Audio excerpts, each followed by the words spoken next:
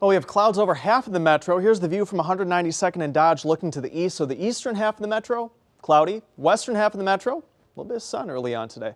72 at the airport downtown, light southeast winds. And a dew point in the mid-60s. It is warm and humid once again. So these are the two things that we're watching. The moisture coming in from the south and east. That's Tropical Depression Cristobal. That could bring in a few rain showers in western Iowa, the clouds in Iowa early this morning. And then this line of thunderstorms is along a front in central Nebraska. Places like Norfolk, Columbus, and York could see a little bit of rain, maybe an isolated rumble of thunder this morning. And in between, we're quiet in Omaha. But as that front pushes east later on tonight, late this afternoon and into this evening, severe weather is possible. Anywhere from Omaha down to the south, we have the slight risk of severe weather in the yellow, marginal risk to the north. Damaging winds, large hail, and isolated tornadoes are all possible. In addition, overnight, rounds of heavy rain are possible. A flash flood watch is in effect southwest of Omaha.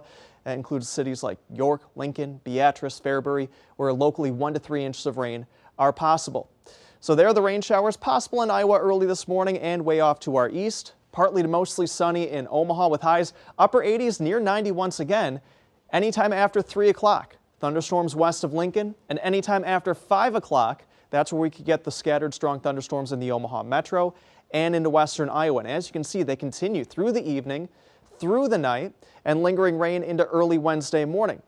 The other side of this forecast that you should really pay attention to, these strong winds. This is a high wind warning in effect for most of the Omaha metro, a lot of eastern Nebraska, wind advisory in western Iowa.